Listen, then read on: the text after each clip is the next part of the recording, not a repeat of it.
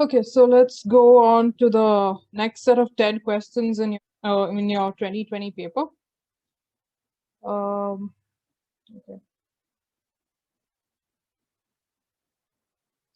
So, three fair coins are tossed together.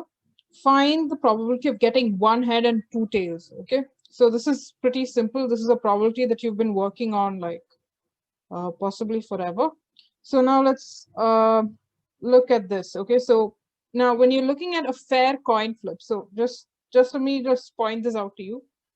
The question they've kind of like asked about fair coin flips. Okay, now sometimes you get biased coin flips, so then there is another way to do that.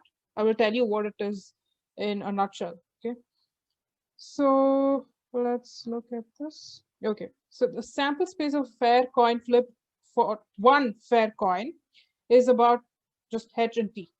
Okay, now what they've asked for is the sample space is the number of coin flips when you do 3 coin flips, is a number where the outcome has only one head. Okay, so only one head, one head, one head. That's what they've asked for. They want to know the probability of having just one head. So let's look at this. Okay, so the probability here of getting one head is this. So the sample space is something that you know how to write, right? What we have to do is we have to count the number of events where you just have one head coming up. Okay, so that's 3 divided by 2 power 3. 2 is basically the possible outputs that you can have if you just have one coin. Now they've said 3 fair coin flips, one after another. So then you have 2 power 3. Now I'm going to generalize this to n so that you can work it out for any number of coin flips that you have. So for let's say that we have 10 coin flips and you want to find out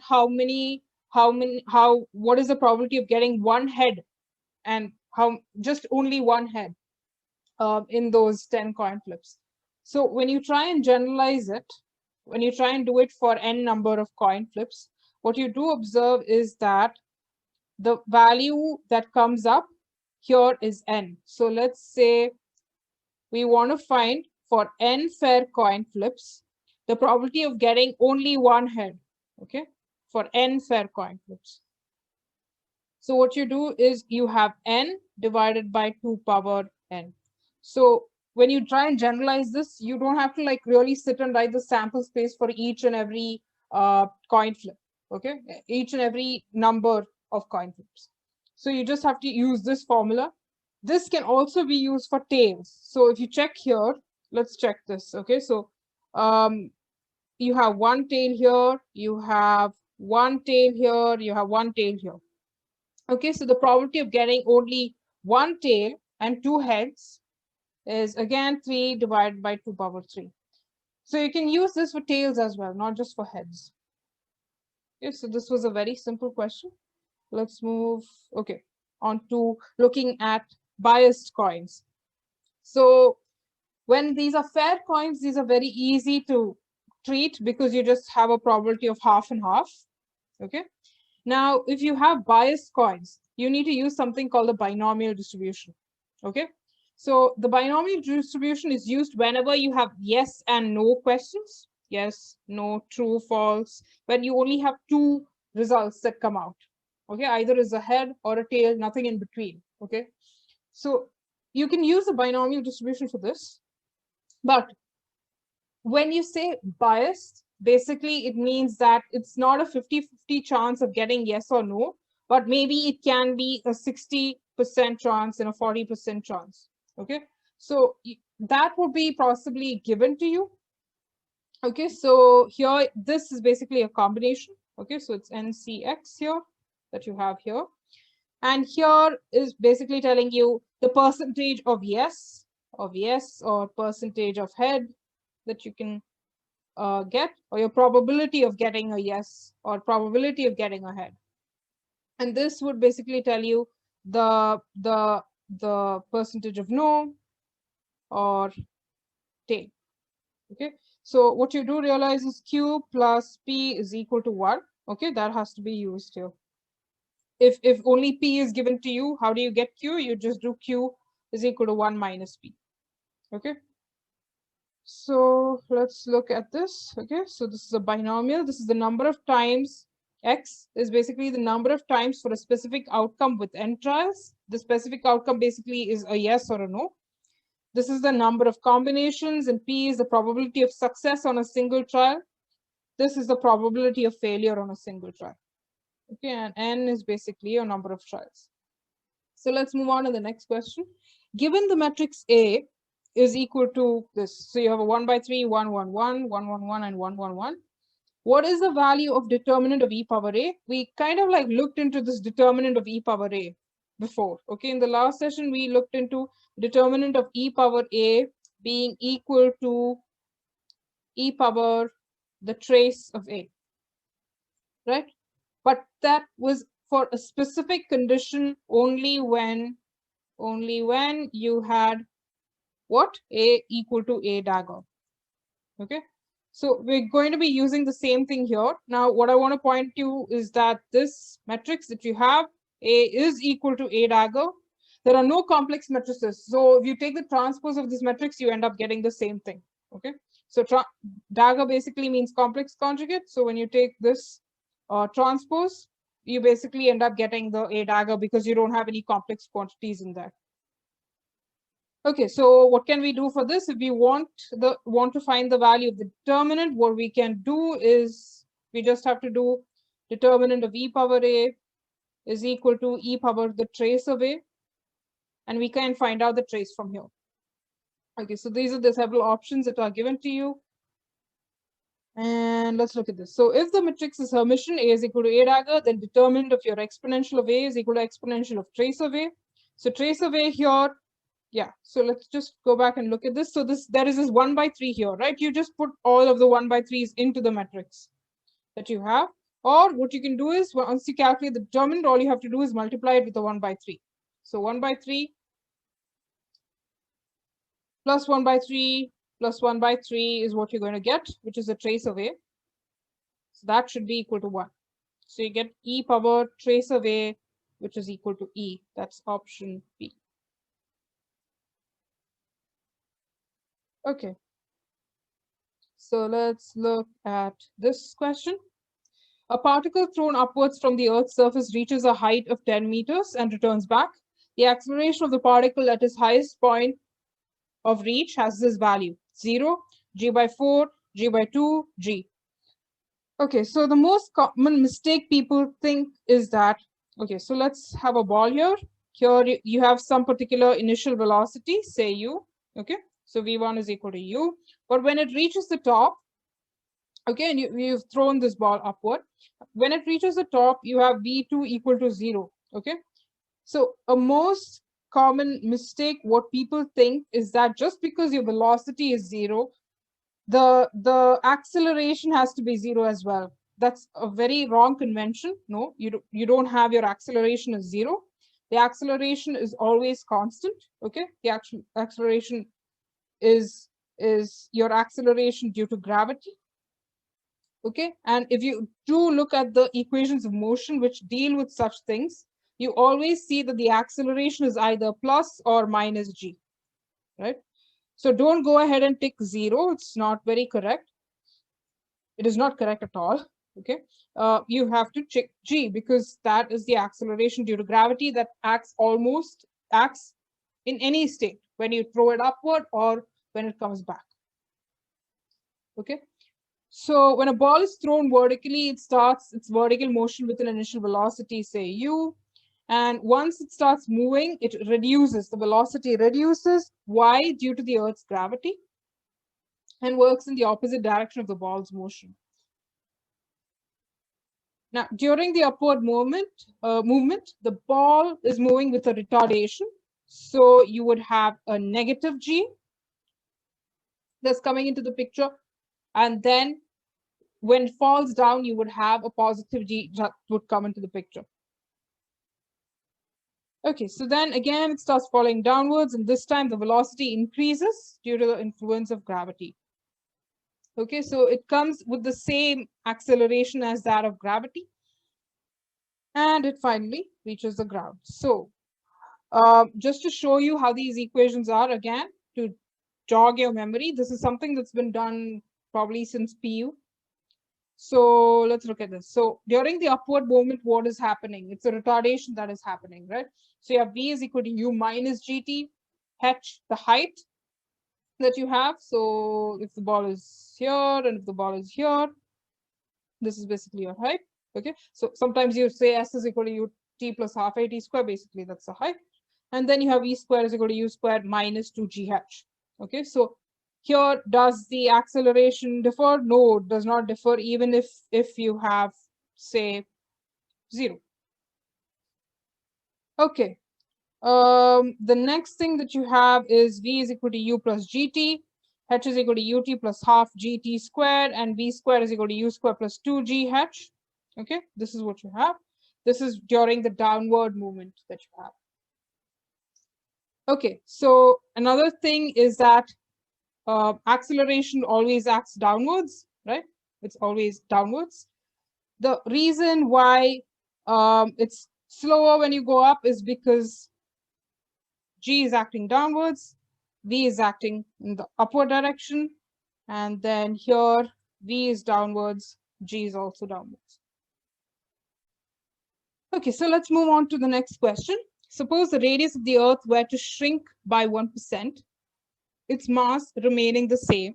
The acceleration due to gravity would increase by 4%, decrease by 1%, not change at all, increase by 2%. Okay, so let's look at this. The equation relating your radius and gravity is G of R is equal to Gm divided by R square. So this is a very simple relation that has been there for like a long time. So how do you get it? So F is equal to mg, okay? And here you have G, M1, M2 divided by R squared. So let's say this is M1 and M1 get canceled, and that's how you get G is equal to G, M2 divided by R squared. Okay, in this case, we're looking at the Earth, and this is basically to do with the other object that you have. So if it's Earth and Moon, then M1 would be the mass of the Moon. Okay, now here, let's look at this. Now, typically what you would end up doing is you would start off with this, right? G is proportional to 1 by R squared. Okay, if R is the radius of the Earth, G is proportional to 1 R squared, and then you would end up with G divided by G prime is equal to R prime squared divided by R squared, and you would end up calculating this. Okay, so you would say, you would take this and you would be able to formulate something like this, okay, because the other two are constants and it does not change. And you would say, okay, let's say that if the radius is equal to 100, okay, since they've actually given in the question that the radius of the Earth were to shrink by 1%, let's not just think this as the radius of the Earth, but just as a radius, a random radius that we have, so that we can use it for calculation, for ease of calculation. So let's say it's about 100. So it decreases by 1%. And what's 1% of 100? It's 1. So the next radius becomes 99. And you have 99 divided by 100 whole square. And then you do G prime is equal to 100 divided by 99 whole squared into G. Fine. But here you do realize it's 100 divided by 99 whole square. Okay, so that means you would have to use a, okay, so if you're great enough and you can do the calculation, fine, but calculators are not allowed in KSET, so you need to be able to manipulate this number without having to use a calculator. So you'd have 1.02 G, and then you would have this coming up. So you have 0.02 G that comes up here. Okay, this would be the change in the gravitational pull. So you would have an increase by 2%. Now, fine, you're not allowed to use a calculator, so what do you end up doing now? Okay, so I feel that the easiest way to go about this is to exploit something that we have learned while calculating errors, okay, propagation of errors. So instead of doing that, what we can do is we can use the principles of propagation of error or propagation of uncertainty. Basically, when you're saying there is an error, you're indicating that there is a change, right? So when you say there's an error, basically you're saying that there is a change. Or when you say there's an uncertainty, what it means is that there is a change from convention. So you can calculate, you can use this and then try to calculate the value of the gravity. Okay, so you can use calculus and calculate the uncertainty or change of another variable. Here it is gravity. So let's kind of like look into this formula again, because we have to use this formula in the next step. So G of R is equal to Gm divided by R squared. And here we have given that the radius decreases. There's an issue with the spelling here. Okay, so we're given that the radius decreases by around 1%. So let's call that 1 divided by 100. And let's put it as negative because it's decreasing. Okay, so the negative sign is because it's decreasing. Now, what we are looking for is a delta G by G. Okay, so we want to look at the relative change, right? Because we're looking at the percentage change. So we want to look at the, since we are looking at the relative or percentage change, we want to get something like this, okay, coming up. But you know that G is equal to G of R is equal to Gm by R squared. So if I do a dG divided by dR, if I differentiate it, what do I get? I can write this as small change in G by small change in R is equal to Gm divided by 2R cubed. Okay, so here there is, yeah, there is a negative sign somewhere. That is supposed to be a negative sign somewhere here. Okay, so now let's look at this. You have a delta G is equal to Gm divided by 2R cubed into delta R. Okay, after you do that, you need to get it in the form of delta G divided by G. So you need to put this, take this equation and then divide it by what we had before. So you have a G of R equal to Gm by R squared. Okay, and you need to take that and you need to put that here.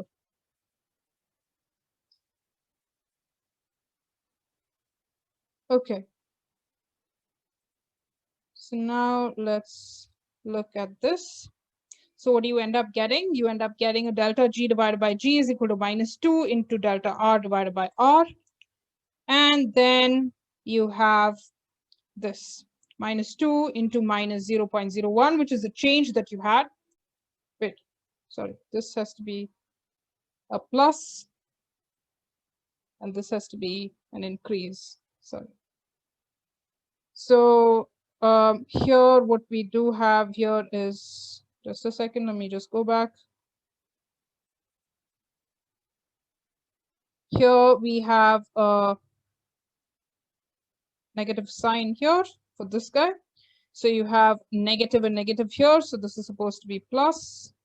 And when you have a positive sign, it's an increase. So the value of G increases by 2%. Okay. So let's move on to the next question. If the differential cross-section in scattering is equal to a square, where a is constant, then the total cross-section will be,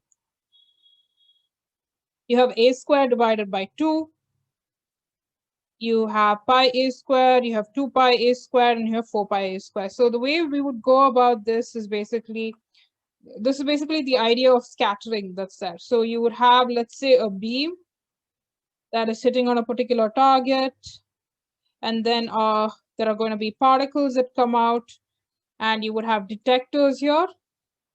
Okay, and you would be measuring this in this way throughout the measurable part, detector part. Okay, so now what you do have here is a differential cross section, d sigma by d omega, and this is basically the scattering amplitude. It's easier for nuclear students. It's going to be a little harder for the others who've taken the nuclear elective. So this is the scattering amplitude. Okay, amplitude. And then you would have another formula, which is the total cross section. So the sigma is equal to integral of d sigma, which is equal to integral of fk theta comma phi. This is the scattering amplitude, and d omega. So let's go back to the question. they've given you that this differential cross section is equal to a square, and a square is basically constant. That's what they've mentioned here. Then you have to calculate the total cross section. So this is pretty simple. All you have to do is an integration, right? If you know what the formula are, all you have to do is an integration. So they've given you this d sigma divided by d omega is equal to a square. This is equal to a square. So you have d sigma is equal to a square d omega. Okay, and then you just have to integrate this. So they've given you this is a square. Because it's a constant, you can pull it out of the integration. And remember, you need to integrate it from 0 to not just 2 pi, but 4 pi, because we're looking at the full solid angle. Here, okay? So you're looking at a full solid angle, so you need to integrate it from 0 to 4 pi d omega, which is equal to 4 pi a squared. Okay. So let's move on to this question. The center of mass of an L-shaped uniform wire is as shown in this figure, okay? With OA equal to OB equal to I. So these are the different options that you have, they've given you. Now let's just look at this, okay? So center of mass is something that you know, you've seen this formula many times. So you have a center of mass xcm is equal to m1 x1 plus m2 x2 divided by m1 plus m2. And similarly, you have YCM. If you just have just two, since we are only looking at a two-dimensional plane, I'm restricting myself to a two-dimensional plane. We're just looking at X and Y. Otherwise, we would have an M3, X3, and so on. Okay, so generally, what you do have is when you write it in a very general form, you would have plus M3, X3, plus dot dot dot, M3, and plus dot dot dot. So you'd have so many that's going to be coming up. Okay. Now you have YCM, which is equal to M1 Y1 plus M2 Y2 divided by M1 plus M2. And yeah, so let me just point this out to you first. What we're doing is basically taking the details from here, taking the details from here, and we're going to merge those two details together. This detail is what's the center of mass. So you need to be able to know what is the center of mass of this, just this rod and just this part. Okay, so here you basically, if you look at a center of mass of a wire, you have L by 2, and when you kind of like look at where the entire center of mass is acting, it's basically L by 2 from the origin. Okay, so now let's just look into this in a very coordinate form. So this would be L by 2 from the origin. Here it would be L by 2 along the y direction from the origin. Here it's L by 2 along the x direction from the origin. So you would have to start merging these two parts, okay? Now here you have xcm is equal to m1 into L by 2 plus m2 into 0 is what you have here. So this is what? X1. So along the x direction. And this is m2 x2. So this guy's x direction. Okay, so here since it's not changing along the x direction, it's only changing along the y direction, so you have a 0 here. And then you have m1 into 0, which is y1, and then you have m2 into L by 2, which is y2 divided by m1 plus m2. Now, what have they given in your question? They've basically told you that it's a uniform wire. So the masses are going to be same. And therefore, M1, M2 is equal to M. We can write this. And then finally, we can calculate XCM and YCM. And together, they constitute the center of mass. Okay, so the entire center of mass would basically be acting at L by 4, comma L by 4. And that is what? That is not even in the material. That is basically somewhere here, right? It's not even touching the material. Okay, it's somewhere here, L by 4 and L by 4. Okay. So let's move on to this question. If the Lagrangian of mass m is given by L is equal to 1 by 2 mx dot squared plus xf, f is a constant, then x of t can be obtained in terms of the constants C1 and C2 as. These are the several equations that are given to you. What you need to find is your x of t. And how do you do that? You take in the Euler-Lagrange equation for this particular generalized coordinate, your x, and then you calculate it. So you'll use Lagrange's equations for a conservative system or the Euler-Lagrange equation, not the generalized Lagrange equation, but the Euler-Lagrange equation for the conservative system. So you have d by dt of dou L by dou Q k dot minus dou L by dou Q k, which is equal to 0. Okay, so now what do? Your equation is given as what? Let's just write down the equation first. From here, you have L equal to 1 divided by 2 mx dot squared plus xf. Okay. And now what you need to do is, okay, so that is not very visible, but let's see. Okay, so this is half mx dot squared plus xf. So you have dou L by dou x dot from here should give you an mx dot, because you have a 2 mx dot divided by 2, 2 and 2 kind of get cancelled. So here you have mx dot, and here you have an xf. So dou L by dou x is going to give you f. Okay, so here you have a d by dt of mx dot. Since m is a constant, you have x double dot is equal to f divided by m. Okay, so since you've got that, what have they asked for? They've asked for x of t. So you need to integrate this twice, one after the other. So on integrating this, what do you get? Let's just do that. So x double dot is equal to f divided by m. When you do your first integration, you get an x dot, f divided by m. So what do you basically here indicate when you do an x double dot? Basically indicates d squared x divided by dt squared. And then you have this that comes up because you're taking doing the integration with respect to time. Then once you do it again, okay, you have a constant of integration c here, and then here you have t squared divided by 2 plus c t plus c prime.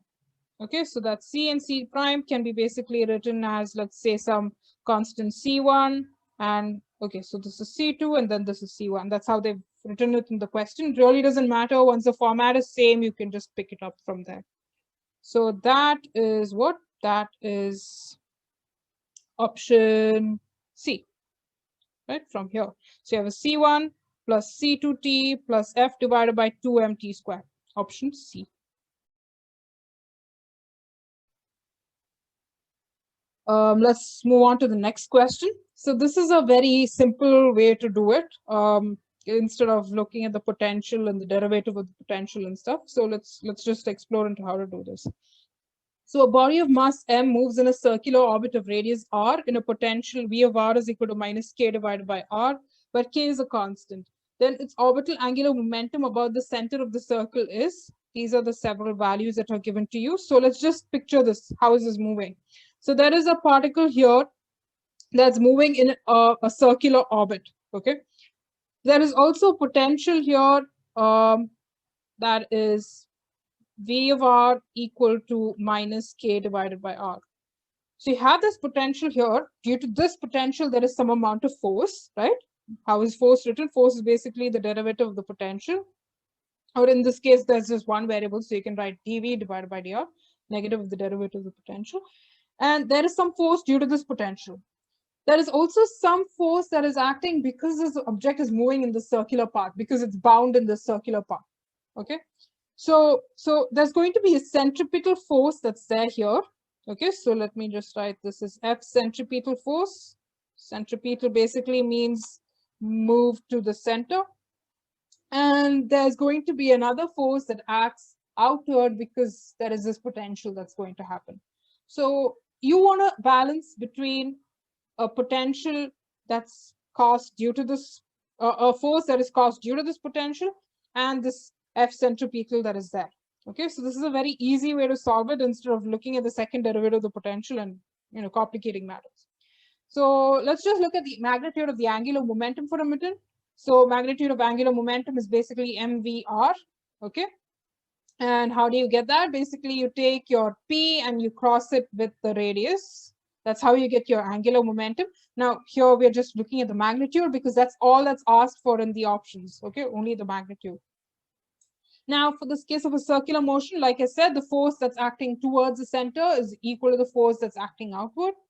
And we need to get a balance. And why do we need to do that? The objective is M is a constant, R is basically the radius of the path. Okay, so that's something that's a constant. All we need to do is we need to know what the value of V is. Okay, so we need to figure out the value of V, and to figure out the value of V, we use this. So you have F is equal to F centripetal. Now let's look at this. So F, due to the potential, okay, this is due to the potential. So you need to take the derivative, first derivative of the potential, due to potential. So you take the first derivative of the potential, dV of R divided by dr is equal to mv squared divided by R. Okay, so let's look at that. So what did I say the potential was? V of R is equal to minus K divided by R squared. And again, notice that I'm taking the magnitude, okay? I'm ignoring the direction of this. I'm only taking the magnitude because only the magnitude is asked for. So here, when you take the derivative, okay, so I think the potential is supposed to be, yeah, the potential was given as minus K divided by R in the question. So what we do have here is once we take the derivative, I feel a lot of people have an issue because there are negative signs coming up over and over again. So let's just put this negative sign outwards and put this as R power minus 1. So here you would have a minus K when you're taking the derivative of R power minus 1. What do you have? Let me just remove that. You have a minus R minus 2.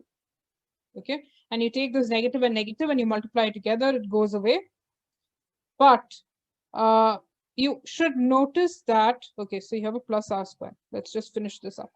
So you took the derivative of V of R. But what is force? Force is a negative of the derivative of the potential. So there's another negative sign that comes up. And that's how you get this. So you have a negative K divided by R squared. So when you do the derivative of the potential, basically there's no negative sign. This negative sign arises because of your force, the definition of force. Okay, so once we equate both of these, what do we get? Okay, so what did we have here? Let's just go back.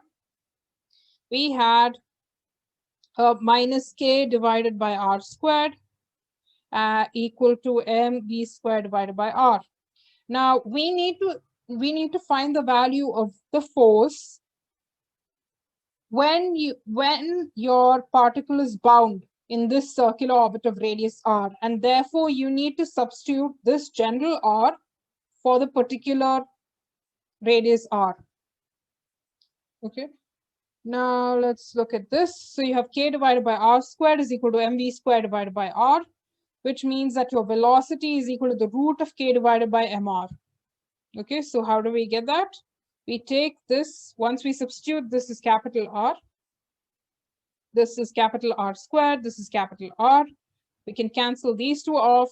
You put your m downward here, so this is gone, and then you get, since you're taking the modulus, okay, we remember that we took a mod of the whole thing so that we can lose the negative sign. We get root of K divided by mr. Okay, so here you would have to substitute this V in the angular momentum, and we get m root of K divided by mr. M and M gets cancelled, R and R gets cancelled, so you have square root. Okay, square root is what you eventually get, so you have a square root of RKM. Now let's look at the options that are there. Do we have an RKM?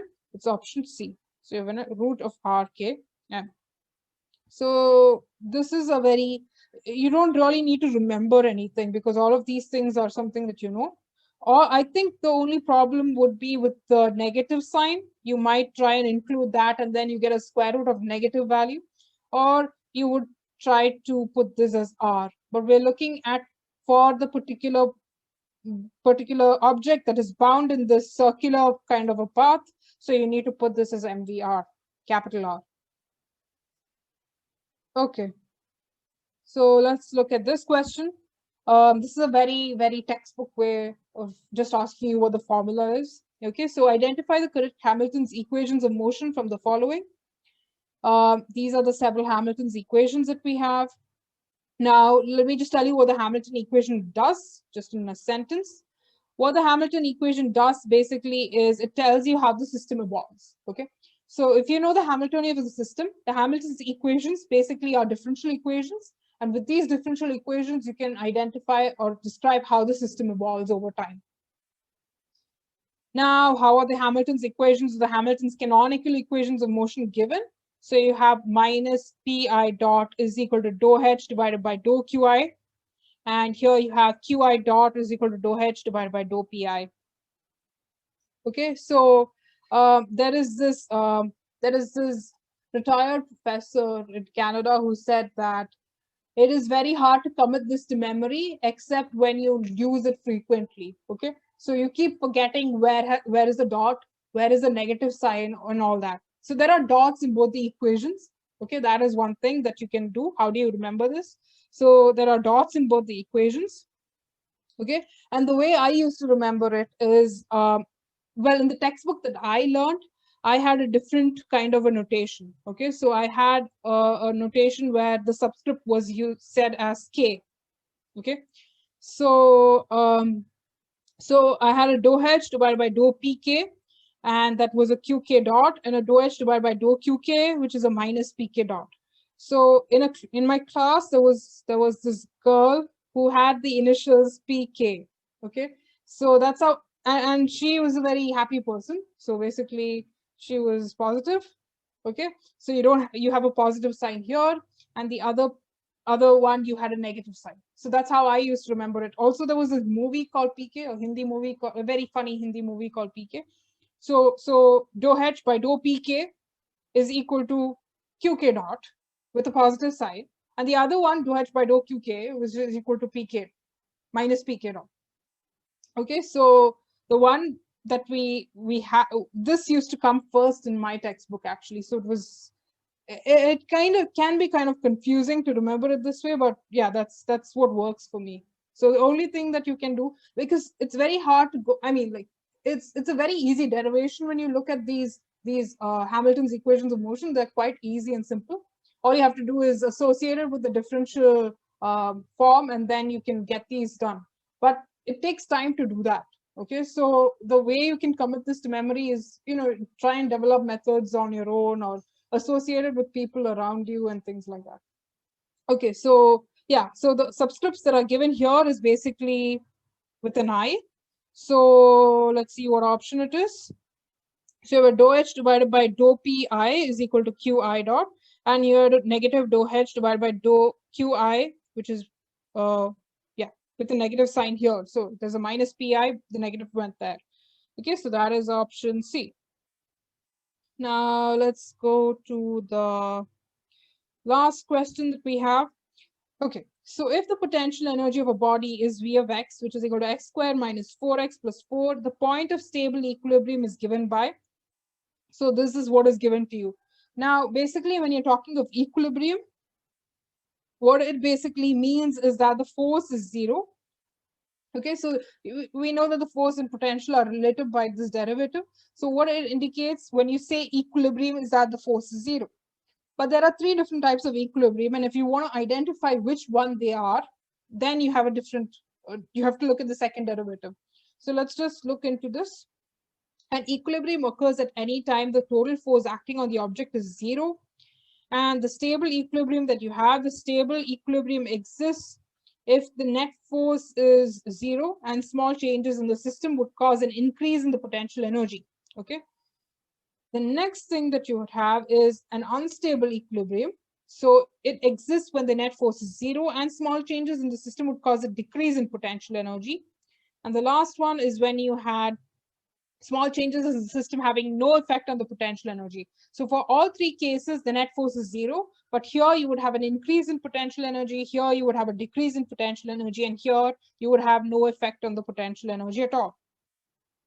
Okay, so this is how it looks. Okay, so equilibrium occurs where your force is zero. So when we look at the potential energy versus position graph. Okay, so here if you look at this, it's basically an unstable equilibrium. It's like a concave down.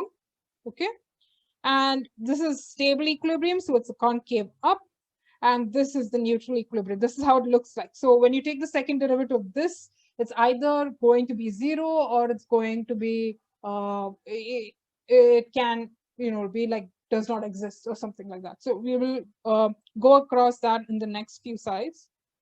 Okay, so this is the math. It's basically very simple. The reason I'm saying this is so that you can solve other questions. If you in case you have 2 points and they ask you for the stable and unstable one, then you would have to use these sub principles that are there. So here you have a v of x is equal to x squared minus 4x plus 4. So you want to find the force, so that's going to be negative dv divided by dx, and you found this out. Now, what do they say at the equilibrium? What basically means is that the force is 0. So you equate the force to 0, and then you get x is equal to 2.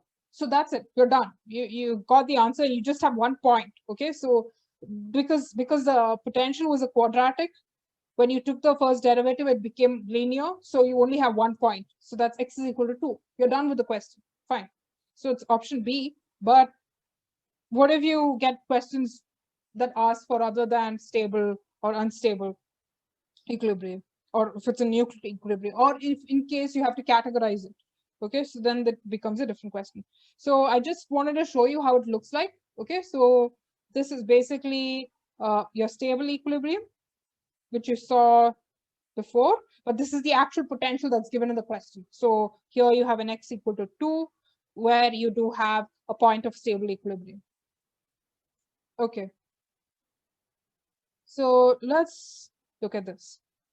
So to identify the system is stable, unstable, or neutral, you need to calculate the second derivative. Okay, so if the potential is concave up, I'll kind of like show you what concave up is later on, probably in the last slide. At x naught, what you have is you have a d squared v of x divided by dx squared, x naught greater than 0, then the system is stable.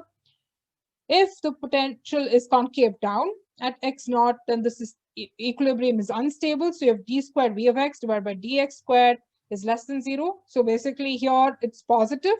Then you have stable equilibrium. Here, if it's negative, you have unstable equilibrium. And if the second derivative is 0 or does not exist, then the equilibrium is neutral. Okay, so concave up is basically like this. Okay, so concave up is like a smile. Okay, you can put it that way. So this is like a smile. Okay, and concave down is like a frown. So this is like a frown. Okay, so concave up is like a smile, which is you're happy and you're stable. Concave down is like your frown and you're not happy, you're unstable. So that's kind of like the way I kind of like remember it.